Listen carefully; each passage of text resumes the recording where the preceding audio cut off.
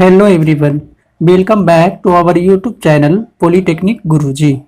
आज की इस वीडियो में हम लोग प्रीवियस ईयर क्वेश्चन 2016 की प्रश्न पत्र में मैथमेटिक्स के प्रथम 15 सवाल को हल करेंगे। तो चलिए करते हैं शुरू।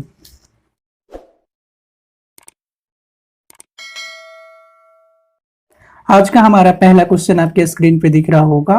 क्वेश्चन नंबर 1, जब एक मद के विक्रय मूल्य में 50% की वृद्धि की जाती है तब उसकी बिक्री में 20% की कमी हो जाती है, तो बिक्री पर कुल प्रतिशत प्रभाव क्या होगा सो बताएंगे। यानी कि उसके बिक्री पर इफेक्टिव परसेंटेज में कितना इफेक्ट आएगा सो कैलकुलेट करेंगे। क्वेश्चन में बोला गया है आपका 50% की वृद्धि, तो उसको चलिए एक समान लेते हैं उस परसेंटेज को और उसको प्लस में लिखेंगे 50%, और जबकि दूसरी परसेंटेज उसके बिक्री में कमी जो हो रहा है 20% का, उसको बाई मान लेते हैं और माइनस में लिखेंगे 20%। तो इफेक्टिव परसेंटेज निकालने के लिए ये एक फॉर्मूला है, समझिए। तो ये ट्रिक है, x plus by plus x into by 100। X आपका है 50 प्लस में, बाई आपका माइनस में 20 है तो माइनस रखेंगे, और प्लस एक्स हो गया आपका 50, बाई हो गया -20 डिवाइडेड बाई 100। यहाँ से 0 को कट कर लेंगे और ये हो जाएगा आपका 50 माइनस 20 तो 30, और ये भी हो जाएगा आपका -10 इक्वल टू आ जाएगा आपका 20। और 20 चूंकि ये प्लस में हो रहा है इसीलिए इफेक्टिव परसेंटेज जो बोलेंगे वो बोलेंगे आपकी उसमें वृद्धि हो रही है, ऑप्शन ए। क्वेश्चन नंबर 2, बिंदुओं ए जिसकी कोऑर्डिनेट दिया हुआ है cos alpha comma sine alpha और बिंदु B sine alpha comma minus cos alpha के बीच की दूरी फाइंड करना है। तो चलिए यहाँ से डिस्टेंस फार्मूला लगाएंगे, एक्स कोऑर्डिनेट का डिफरेंस का whole square plus y coordinate का डिफरेंस का होल स्क्वायर का अंडर रूट। तो चलिए यहाँ पे ये हो जाएगा आपका x1 कॉमा बाई 1, x1 हो जाएगा cos अल्फा, बाई 1 हो जाएगा साइन अल्फा, और ये हो जाएगा दूसरी पॉइंट का x2 कॉमा बाई 2 कह देंगे इसे, x2 हो जाएगा आपका साइन अल्फा और बाई 2 हो जाएगा आपका माइनस cos अल्फा। तो डिस्टेंस फार्मूला में चलिए x1 का वैल्यू रखते हैं, x1 आपका cos अल्फा माइनस x2 आपका है साइन अल्फा का होल स्क्वायर प्लस बाई 1 आपका है साइन अल्फा और माइनस कॉस बाई 2 आपका है माइनस cos अल्फा, और ये फॉर्मूला वाला माइनस तो ये प्लस में हो जाएगा आपका cos अल्फा का होल स्क्वायर। तब यहाँ से हम लोग रूट के अंदर देख पा रहे होंगे ये होल स्क्वायर ए माइनस बी का होल स्क्वायर और यहाँ पे ए प्लस बी का होल स्क्वायर है। तो इसको कैलकुलेट करेंगे तो ये हो जाएगा आपका cos स्क्वायर ए प्लस ए माइनस बी के होल स्क्वायर पे इसको एक्सपेंड कर देंगे, cos square alpha plus sine square alpha minus 2ab लिखेंगे तो 2 cos alpha into sine alpha. उसी तरीके से इसको ए प्लस बी के होल स्क्वायर पे तोड़ देंगे तो ये हो जाएगा आपका sine square alpha plus cos square alpha plus 2 sine alpha into cos alpha, और ये सारे रूट के अंदर हैं। तो देखिए 2ab वाला टर्म कैंसिल आउट हो जाएगा क्योंकि प्लस माइनस में है, और सभी ऐड होकर के डबल हो जा रहा है। cos स्क्वायर अल्फा आपका 2 है तो 2 टो लिख देंगे, 2 कॉमन करके। साइन स्क्वायर अल्फा भी आपका 2 जगह है तो ये भी 2 साइन स्क्वायर अल्फा, इस दोनों से 2 कॉमन कर करके लिख दिया। तो ये cos square alpha plus sine square alpha की वैल्यू 1 होता है, तो रूट के अंदर बच जाएगा आपका 2 इंटू 1 यानी कि अंडर रूट 2। ये जो डिस्टेंस आएगा √2 यूनिट्स बोलेंगे डिस्टेंस। तो ऑप्शन देखिए डी हमारा आंसर होगा। क्वेश्चन नंबर 3, अंतः व्यास 9 सेंटीमीटर के अर्धगोले में पूर्णतः द्रव भरा है। इसे 4 सेंटीमीटर ऊंचाई एवं व्यास 3 सेंटीमीटर के बेलनाकार बोतलों में डाला जाना है, तो आवश्यक बोतलों की संख्या कितनी होगी सो बताएंगे। तो चलिए अर्धगोला में आपका द्रव भरा हुआ है तो उसका आयतन, अर्धगोला का आयतन ले देंगे 2/3 पाई आर का क्यूबिक, और उसमें से एक बेलन की आयतन से डिवाइड कर देंगे तो हमारे बोतलों की संख्या आ जाएगा। क्योंकि बोतल का साइज कैसा है तो सिलिंड्रिकल है, बेलनाकार, तो उसकी आयतन लिखेंगे पाई आर स्क्वायर एच। अब यहाँ पे देख लेंगे क्वेश्चन में सारा डाटा दिया हुआ है, तो 2 3 आपका नीचे आ जाएगा पाई, और देखिए यहाँ पे अर्धगोले का व्यास आपका दे रखा है 9 सेंटीमीटर, इसका रेडियस हो जाएगा 9/2, उसका क्यूबिक लिखेंगे, और नीचे आपका है पाई आर स्क्वायर, इसका रेडियस कितना हो जाएगा तो 3 सेंटीमीटर आपका व्यास दिया हुआ है तो 3/2 सेंटीमीटर का होल स्क्वायर इंटू हाइट दिया हुआ है आपका बेलन का 4 सेंटीमीटर। तब इसे आप कैलकुलेट करेंगे तो ये आएगा आपका 6.75। तो इसे अप्रॉक्स में लिख सकते हैं हम लोग 7, तो ऑप्शन सी हमारा सही उत्तर होगा। क्वेश्चन नंबर 4, यदि x/y इक्वल टू 3/4 तब 6/7 plus y minus x upon y plus x का वैल्यू बताएंगे कितना होगा। तब ये बहुत ही सिंपल क्वेश्चन है, यहाँ रिलेट करके देखेंगे। x का वैल्यू 3 पुट करेंगे और y का वैल्यू पुट करेंगे इस एक्सप्रेशन में। तब देखिए 6/7 तो डिजिट है प्लस बाई की जगह पे रखेंगे 4 माइनस एक्स की जगह पे रखेंगे 3, बाई आपका हो गया 4 और एक्स हो गया 3। तब इसे कैलकुलेट करेंगे 6/7 प्लस 4 में से 3 चला जाएगा 1, 4 प्लस 3 7, यहाँ से एलसीएम कर लेंगे 7, 6 प्लस 1, ये भी आपका आ जाएगा 7/7, कट करके आ जाएगा आपका 1। तो 1 हमारा आंसर होगा ऑप्शन बी। क्वेश्चन नंबर 5, इसमें दो इक्वेशन दिया हुआ है। एक इक्वेशन आपका है r sin theta equal to 3, दूसरी इक्वेशन है r equal to 4 into 1 plus sine theta. जबकि थीटा के बारे में बोला गया है 0 से 2 पाई के बीच में होगा, तो थीटा का वैल्यू कितना होगा सो फाइंड करेंगे। ऑप्शन आपका 4 दे रखा है। तो चलिए पहले वाले इक्वेशन से हम लोग r का वैल्यू यहाँ से लिख देंगे। तो यहाँ से r इक्वल टू लिख पाएंगे 3 sin थीटा, और दूसरे इक्वेशन में r का वैल्यू वहाँ पे पुट कर लेंगे। सबसे पहले दूसरे इक्वेशन को लिख दिया, r equal to 4 1 plus sine theta. r का वैल्यू फर्स्ट इक्वेशन से जो आया उसको यहाँ पे लिखेंगे 3 sin theta 4 plus 4 sin theta. इसी को क्रॉस मल्टीप्लाई करेंगे तो ये 3 इक्वल टू हो जाएगा आपका 4 sin theta plus 4 sin square theta हो जाएगा। तब यहाँ से देख पा रहे हैं एक क्वाड्रेटिक इक्वेशन आ रहा, और वो क्वाड्रेटिक इक्वेशन का फॉर्मेट है 4 sin square theta plus 4 sin theta minus 3 equal to 0। ये आपका क्वाड्रेटिक इक्वेशन आएगा। इसी को फैक्टराइज करेंगे 4 sin स्क्वायर थीटा प्लस ये आपका आ जाएगा, इसको लिख देंगे हम लोग 6 sin theta minus 2 sin theta लिखेंगे। ऐड करने पे 4 sin थीटा हो जाएगा और माइनस 3 इक्वल टू 0। तो यहाँ से 2 sin थीटा कॉमन कर लेंगे, तो ये हो जाएगा आपका 2 sin theta plus 3 sin theta plus 3 आएगा, साइन थीटा कॉमन चला गया, इस दोनों से -1 कॉमन करेंगे तो ये होगा आपका 2 sin theta plus 3 equal to 0। इसी को आगे ले चलते हैं। तब यहाँ पर से 2 sin थीटा प्लस 3 कॉमन करेंगे, और तब ये आएगा ब्रैकेट में आपका 2 sin थीटा -1 इक्वल टू 0। इसको 0 में भेज देंगे तो आपका इक्वेशन बचेगा 2 sin थीटा -1 इक्वल टू 0। तो यहाँ से 2 sin थीटा इक्वल टू लिख देंगे 1/2 1, तो साइन थीटा की वैल्यू लिख देंगे 1/2। तो पता होना चाहिए साइन में कितना डिग्री की वैल्यू 1/2 होता है, तो साइन 30 डिग्री, साइन 30 का मतलब हो गया π/6। साइन से साइन कैंसिल आउट कर लेंगे तो थीटा इक्वल टू यहाँ से बता पाएंगे π/6। तो देखिए कौन सी ऑप्शन मैच कर रहा, ऑप्शन बी। क्वेश्चन नंबर 6, एक इक्वेशन दिया हुआ है, यदि sine 2 theta equal to cos 3 theta, तो और फिर बोला जा रहा है कि थीटा जो आपका है एक एक्यूट एंगल है यानी कि न्यून कोण, तो साइन थीटा का वैल्यू कितना होगा सो फाइंड करेंगे। तो यहाँ से देखिए साइन 2 थीटा का वैल्यू लिख दिया यहाँ पे 2 sin theta into cos theta equal to, और cos 3 थीटा का फॉर्मूला cos के फॉर्म में होता है, और वो होता है आपका 4 cos cube theta minus 3 cos theta. तब यहाँ से देखिए cos कॉमन कर लेंगे, तब आपका बचेगा यहाँ पे 4 cos स्क्वायर थीटा -1, और इस cos से ये cos को कैंसिल कर देंगे, यहाँ से आएगा आपका 2 sin theta equal to 4 1 minus sine square theta. Equation आएगा आपका 4 sin square theta plus 2 sin theta -1, तो b का वैल्यू प्लस में 2 रखेंगे यहाँ पे, तो ये आपका d आ जाएगा डी की वैल्यू आपका आएगा 20, तो b का वैल्यू यहाँ से फाइंड करेंगे तो ये आएगा आपका -2 और ये -1 आपका रहेगा। तो यहाँ से देख रहे हैं d का वैल्यू 2 हो रहा है, एक -1 माइनस √5/4 और एक आएगा आपका -1 माइनस प्लस √5/4। तब यहाँ से देखेंगे थीटा का वैल्यू जो होगा ग्रेटर देन 0 होना चाहिए, मतलब प्लस में, तो निगेटिव वाली वैल्यू हमारा आंसर नहीं होगा, तो हमारा आंसर प्लस वाला वैल्यू होगा। तो देखिए कौन सी ऑप्शन में है, √5 - 1/4, ऑप्शन ए दिख रहा होगा, आंसर ए। क्वेश्चन नंबर 7 है, यदि log base √8 b equal to 10/3, तो b का वैल्यू कितना होगा सो फाइंड करेंगे। चलिए लॉग से संबंधित एक सबसे पहले फॉर्मूला को समझेंगे। क्वेश्चन में आपका गिवन होगा यदि लॉग बेस a और b इक्वल टू होगा n, तो यहाँ से हम लोग b का वैल्यू जो यानी कि जो लॉग के आगे लिखा हुआ होता है उसकी वैल्यू फाइंड करते हैं, और वो b इक्वल टू होता है ये जो बेस है उसका पावर n हो जाएगा, यानी b का पावर कितना लिख देंगे n। तो इसी तरीके से क्वेश्चन पे अब आते हैं। क्वेश्चन आपका है लॉग b और बेस आपका है √8 इक्वल टू है 10/3, तो बताइए यहाँ से हम लोग b इक्वल टू क्या लिख पाएंगे, तो बेस जो है उसका पावर हो जाएगा, तो बेस आपका है √8 और इसका होल पावर कितना हो जाएगा, तो 10/3। √8 को हम लोग लिख सकते हैं, दो का क्यूबिक लिखेंगे सबसे पहले 8 को, रूट का मतलब होता है पावर 1/2 और उसकी भी पावर कितना है, तो 10/3।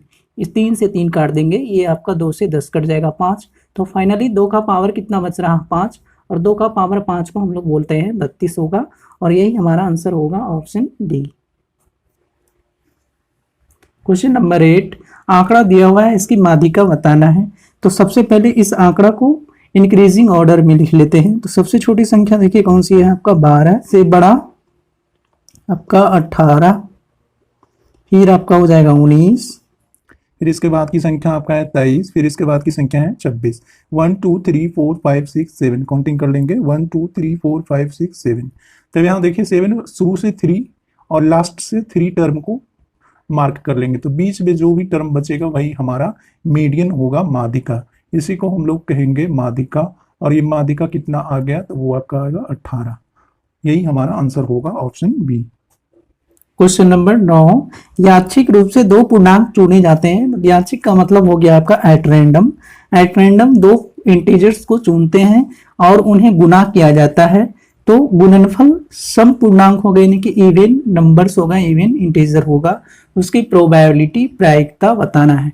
मान लेते हैं एक पूर्णांक आपका 1, दूसरी पूर्णांक कितना है 2, तो उस दोनों में से एक आपका सम पूर्णांक है और दूसरी भी सम पूर्णांक अगर हो, और दोनों को मल्टीप्लाई करेंगे तो सम और सम का मल्टीप्लीकेशन सम पूर्णांक ही होगा। और इसी तरीके से अगर इस एक का सम पूर्णांक और दूसरी जो होगा आपका विषम पूर्णांक सेलेक्ट करें, तो उस दोनों का भी गुणनफल कितना मिलेगा, सम पूर्णांक होगा। और जबकि एक विषम और दूसरी भी पूर्णांक जो है वो भी आपका विषम पूर्णांक हो, और उस दोनों का गुणनफल तो विषम पूर्णांक होगा ही। तो इस तरीके से देख पा रहे हैं टोटल प्रोबेबिलिटी कितना हो रहा है उस दोनों पूर्णांक का होने का, तो टोटल प्रोबेबिलिटी आपका हो रहा है 3, और जबकि प्रायिकता बताना है हमको सम पूर्णांक का। तो सम पूर्णांक देखिए कितने में से आ रहा है, 2 प्रोडक्ट से मिल रहा, तो 2/3 हमारा प्रोबेबिलिटी हो जाएगा। तो ऑप्शन बी हमारा आंसर। क्वेश्चन नंबर 10, ए एवं बी की आय 3:2 के अनुपात में है और खर्च 5:3 के अनुपात में है। यदि दोनों 200 रुपया की बचत करते हैं तो ए की आय बताइए कितना होगा। तो पहला रेशियो जो दिया हुआ है आय, ए और बी की आय का अनुपात, उसे हम लोग x के रूप में मान लेते हैं। तो a का आय हो जाएगा आपका 3x और b की आय हो जाएगा आपका 2x, और दोनों का खर्च आपका बचत कर रहा है 200 रुपया का, तब एक लिख लेंगे, यहाँ से खर्च लिखते हैं। खर्च क्या, क्योंकि खर्च का ही अनुपात दिया हुआ है 5:3, तो खर्च क्या होगा, तो टोटल इनकम में जितना सेविंग कर रहे हैं उसको माइनस कर देंगे तो हमारा खर्च मिलेगा। ये आपका हिंट हो गया यहाँ से। तब देखिए क्वेश्चन में दिया आपका ए और बी का खर्च का अनुपात, तो ए की खर्च नीचे बी का खर्च, और ये रेशियो आपका 5:3 गिवन है क्वेश्चन में। तो ए का इनकम है आपका 3 और सेविंग कर रहा है 200 रुपया, तो ये आपका हो जाएगा बी ए का खर्च, और बी का हो जाएगा आपका इनकम 2x, और ये भी 200 रुपया ही बचत कर रहा। तो इस तरीके से देख पा रहे हैं यहाँ पे खर्च का रेशियो आ गया। इस रेशियो को सोल्व करेंगे इस इक्वेशन को, तो यहाँ से आपका x का वैल्यू आ जाएगा 400। तो फिर भी पूछा गया है आपका ए की आय बताइए। ए की आय इक्वल टू लिख लेंगे 3x, x आपका आ गया 400, तो यहाँ से देख रहे हैं ए का जो होगा मंथली इनकम वो आपका 1200 रुपया होगा, ऑप्शन डी। क्वेश्चन नंबर 11, दिया है एक समीकरण का सिस्टम दिया हुआ है 2x - py = 0, और दूसरी इक्वेशन आता है 3x + 4y = 0 का निकाय का हल नहीं है इसका, इसके लिए p का वैल्यू बताएंगे। यानी कि इस सिस्टम ऑफ इक्वेशंस का आपका कोई हल नहीं है तो p का वैल्यू कितना होगा। तो चलिए सबसे पहले दोनों इक्वेशन को लिख दिया। कोई भी हल नहीं होने की शर्त आपका है a1/a2 = b1/b2 not equal to c1/c2। तब यहाँ से चलिए पहला 2 इक्वेशन का पहला जो 2 पार्ट है इसको लेकर के चलते हैं। a1/a2 = b1/b2। a1 आपका होता है x का कोएफिशिएंट पहले वाले इक्वेशन में, वो आपका 2 है। a2 हो जाएगा दूसरी वाले इक्वेशन में x का कोएफिशिएंट, वो है आपका 3, और b1 हो जाएगा पहले वाले इक्वेशन में y का कोएफिशिएंट, वो आपका -p, और b2 हो जाएगा आपका दूसरे वाले इक्वेशन में y का कोएफिशिएंट, वो है 4। इस इक्वेशन को क्रॉस मल्टीप्लाई करेंगे तो यहाँ से p का वैल्यू आएगा, वो आ जाएगा आपका -8/3। p इक्वल टू बोलेंगे -8/3, यही हमारा आंसर होगा, ऑप्शन डी। क्वेश्चन नंबर 12, एक चतुर्भुज का वर्टेक्स का यानी कि शीर्ष का निर्देशांक दिया हुआ है 1 - 4 -3 - 9 5 - 8 और 3, 9। तब इसका क्षेत्रफल बताएंगे। तो चलिए यहाँ पे फिगर ड्रा कर दी है, A B C D regular में कंसीडर करेंगे और सबका कोऑर्डिनेट लिख दिया और इसी का एरिया फाइंड करेंगे। तो यहाँ से इसको डायगोनल ज्वाइन करके एक ट्रायंगल में कन्वर्ट कर दिया। ABD एक त्रिभुज हो गया और BCD एक त्रिभुज, इस दोनों का क्षेत्रफल अलग अलग निकाल करके ऐड करेंगे तो फाइनली एक इस क्वाड्रिलेटरल यानी चतुर्भुज का क्षेत्रफल प्राप्त हो जाएगा। तो चलिए सबसे पहले ABD का क्षेत्रफल लिख रहा है और त्रिभुज का क्षेत्रफल कोऑर्डिनेट आपका 10 क्लास में पढ़े होंगे। तो यहाँ पे सबका वैल्यू यहाँ पे रख रहे हैं x1 into by 2 minus by 3 plus x2 by 3 minus y1 plus x3 y1 minus y2। यहाँ से सारा वैल्यू रखेंगे। ABCD के लिए आपका x1 by 1, x2 by 2, x3 by 3 ये सारा पॉइंट होगा। तो यहाँ से रखेंगे x1 आपका है -1 और बाई 2 आपका है -9 और बाई 3 आपका है बाई 3 आपका है 9 प्लस x2 देखिए आपका -3 तो इसको माइनस कर लेंगे -3 और बाई 3 आपका है 9 माइनस बाई 1 आपका है 6 प्लस x3 आपका है 3 और बाई 1 है 6 माइनस बाई 2 आपका -9 है तो इसे +9 लिख देंगे। ये आपका होगा और इसे कैलकुलेट करेंगे तो ये आपका आएगा 27 त्रिभुज ABD का क्षेत्रफल हो गया। उसी तरीके से त्रिभुज BCD का क्षेत्रफल लिखेंगे और यहाँ भी वैल्यू रखेंगे तो ये होगा आपका 1/2। इसके लिए x1 by 1, x2 by 2, x3 by 3 ये सब पॉइंट होगा।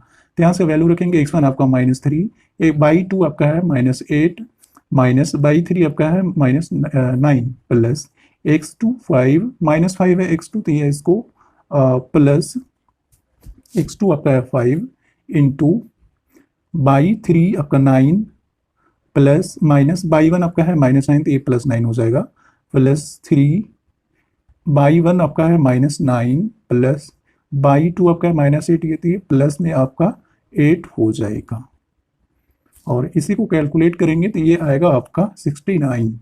तो इसी तरीके से हम लोग चतुर्भुज का क्षेत्रफल बता देंगे। चतुर्भुज का क्षेत्रफल बताने के लिए इसी दोनों को जोड़ देंगे 27 प्लस 69 और ये ऐड करके आ जाएगा आपका 96 स्क्वायर यूनिट बोलेंगे। इतना वर्ग इकाई उस चतुर्भुज का क्षेत्रफल होगा। Option D. क्वेश्चन नंबर 13, धनात्मक पदों वाली एक गुणोत्तर श्रेणी में पांचवें एवं चौथे पद का अंतर 576 है और दूसरे एवं पहले पद का अंतर 9 है, तो श्रेणी के यानी गुणोत्तर श्रेणी के पहले 5 पदों का योगफल ज्ञात कीजिए। तो सबसे पहले समझेंगे इस GP यानी कि ज्योमेट्रिक प्रोग्रेशन यानी गुणोत्तर श्रेणी का nवां पद क्या होता है। तो वो Tn इक्वल टू लिखेंगे a इंटू r का पावर n-1। a होता है आपका पहला पद, r होता है कॉमन रेशियो और n हो गया पद की संख्या। देखिए क्वेश्चन में कह रहा है आपका पांचवा पद माइनस चौथा पद का अंतर है आपका 576। तो इसी फॉर्मूला से हम लोग P5 क्या लिखेंगे तो ये हो जाएगा a इंटू r का पावर 5 - 1 करेंगे तो 4 माइनस P4 लिखेंगे a इंटू r का पावर 4 - 1 तो 3 इक्वल टू 576। यहाँ से AR³ कॉमन कर लेंगे तो यहाँ से आपका आएगा r-1 इक्वल टू 576। इसे कह देंगे इक्वेशन फर्स्ट। दूसरी इक्वेशन क्वेश्चन में दिया है दूसरे एवं पहले पद का अंतर आपका 9 है यानी कि T2 माइनस T1 ये आपका है 9। T2 को लिखेंगे AR माइनस पहला पद तो आपका A हो जाएगा इक्वल टू 9। यहाँ से A कॉमन कर लेंगे तो r-1 इक्वल टू लिख पाएंगे 9 और इसे कह देंगे इक्वेशन 2। इस दोनों को डिवाइड करेंगे तो यहाँ से r का वैल्यू आएगा। इक्वेशन 2 फर्स्ट का देखिए LHS है AR³ इंटू r-1 और दूसरी इक्वेशन का LHS है A इंटू r-1 और पहली इक्वेशन का RHS है 576 और दूसरा का आपका है 9। यहाँ से देखिए A से A कैंसिल और ये r-1 कैंसिल, r का क्यूबिक यहाँ से आ जाएगा और इसे कट करेंगे तो आएगा आपका 64 आपका 4 का क्यूबिक होता है, पावर से पावर कैंसिल, तो यहाँ से r इक्वल टू बोल देंगे 4। इक्वेशन सेकेंड में पुट कर देंगे r की वैल्यू तो यहाँ से A आ जाएगा 9/3 यानी कि 3 आ जाएगा A की वैल्यू। तो क्वेश्चन में बोला गया है आपका प्रथम 5 पद का योगफल बताइए यानी कि S5। तो यहाँ से चलिए फॉर्मूला लिख देते हैं। GP के n पदों का योगफल होता है a इंटू r का पावर n-1, पावर में -1 नहीं है और नीचे फिर होगा r-1। तो यहाँ पे सारा वैल्यू पता है, a का वैल्यू 3 आया, r का वैल्यू 4 n रखेंगे यहाँ पे 5 - 1, नीचे आपका है 4 - 1 यानी कि ये 3 हो गया। 3 से इसे कट कर लेंगे और 4 का पावर 16 आपका, 4 का पावर 5 तो ये हो जाएगा आपका 1024 -1 करेंगे तो ये आ जाएगा आपको 1023। 1023 हमारा आंसर होगा, ऑप्शन ए।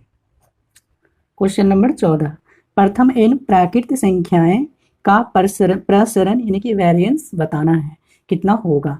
तो n प्राकृत संख्याओं का वेरिएंस आपका ये फॉर्मूला 1/n सिग्मा 1 से लेकर के n तक का xi का square minus 1/n sigma xi का होल स्क्वायर। तो इसको एक्सपेंड करेंगे, ये होगा n 1/n, सिग्मा का मतलब ही होता है समेशन यानी कि योगफल। तो ये आ जाएगा 1 का स्क्वायर प्लस 2 का स्क्वायर प्लस 3 का square plus dot dot n तक का चलेंगे क्योंकि अपर लिमिट आपका n दिया हुआ है, तो ये हो जाएगा n का स्क्वायर माइनस,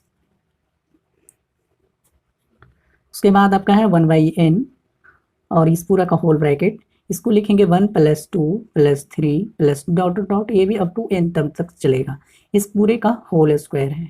तब यहाँ से देखिए स्क्वायर का वैल्यू रखेंगे 1/n इंटू स्क्वायर का समेशन के लिए फॉर्मूला होता है आपका 1 into n + 1 into 2n + 1/6 minus 1/n और 1 से लेकर के n तक का समेशन होता है n इंटू n + 1/2 और उस पूरे का होल स्क्वायर है, तो इसको होल स्क्वायर लिखेंगे। यहाँ से देखिए n को कैंसिल कर देंगे, यहाँ से भी n को कैंसिल कर देंगे, तब यहाँ पे n + 1/2 को कॉमन करेंगे, तब इधर आपका बचेगा 2n + 1/3 माइनस ये हो जाएगा आपका n, एक तो देखिए आपका n + 1 बचेगा डिवाइडेड बाई 2, इसी को कैलकुलेट करेंगे, इसका एलसीएम करेंगे n + 1/2 इंटू ये ब्रैकेट आपका आ जाएगा एलसीएम करके n - 1/6, इसको लिख देंगे, देखिए a + b into a - b पढ़ेंगे, तो ये हो जाएगा आपका a² - b² और नीचे हो जाएगा 2 × 6 का